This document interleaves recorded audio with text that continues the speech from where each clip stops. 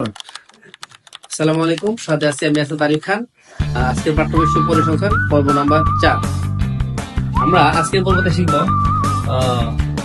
10, 8, 5, 7, 10, 20, 25 এর মধ্যে নির্ণয় করা, অবিন্যস্ত পত্রের মধ্যে নির্ণয় করবো। এভাবে কমা কমা দিয়ে থাকার মধ্যে কেউ নির্ণয় করতে তা জানার জন্য আমাদের যেভাবে সমাধান করতে হবে, চলো সমাধান করি। প্রথমে পত্রগুলোকে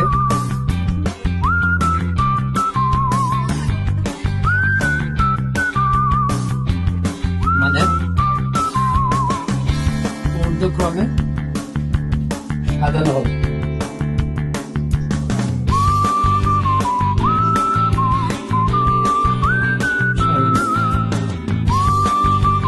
ঊর্ধ্বক্রমে সাজানো হলো, তার অর্থ হলো ছোট থেকে বড়।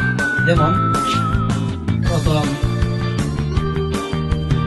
5, তারপর 7, তারপর 8, যেগুলো নিয়ে যাবো আমরা সাইডে দেবো 1, তারপর হলো 10, তারপরে 10, তারপর 20, তারপর 25। এখানে বলতে হবে 1, 2, 3, 4, 5, 6, 7, 7টা গল্প আছে। দেখতে হবে এখানে n সমান 7, যা এইগুলো আমরা জানি 7 একটা বিজোড় সংখ্যা, আর বিজোড় সংখ্যা হলে মধ্যক সূত্র হবে আমরা জানি মধ্যক n প্লাস n/2 তম পদ। n এর মান হলো 7 যোগ 1 তম পদ, 7 আর 1 হলো 8 তম পদ। 8 যদি ভাগ করলে হয় 4 তম পদ। সুতরাং 4 তম পদ 1, 2, 3, 4, 4 তম পদ হলো 10, 4 তম পদ 10, নির্ণয় মত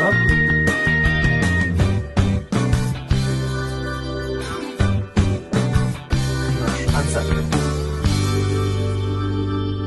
এই আমাদের আনসার। তাহলে বেজোড় সংখ্যার মধ্যে কিভাবে করতে হবে, আমি আরেকটা করতেছি যেটার মধ্যে জোড় সংখ্যা রাখবো। যেমন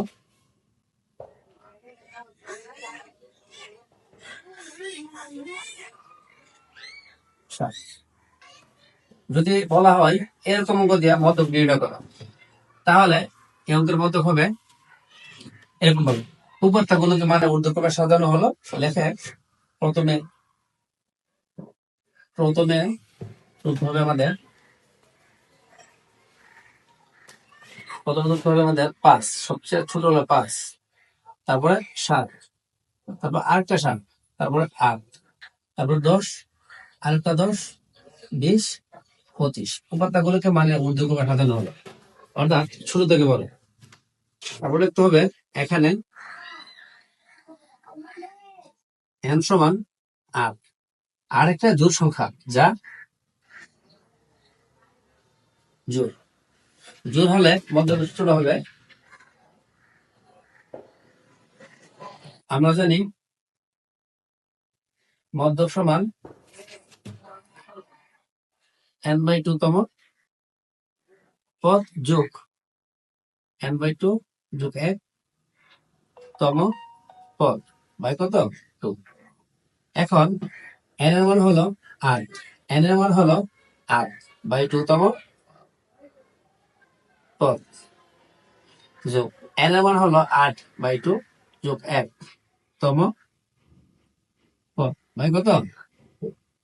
এখন 8 কে 2 দ্বারা ভাগ করা হলে 4 পাই, 8 কে 2 দ্বারা ভাগ করলে 4 পাই, 4 তম পদ যোগ 4 আর 1 যোগ করলে হয় 5 তম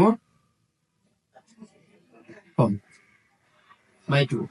এখন আমার 4 তম পদ কত, আমার 4 তম পদ হচ্ছে 1, 2, 3, 4, 4 তম পদ হলো 8, লিখলাম 8 যোগ যোগের যোগ 5 তম পদ হলো 10 যোগ 10 ভাগ 2, 2 যোগ করলে হয় 18, যোগ করলে হয় 18 ভাগ 2, কাটাকুটি করলে হয় 9।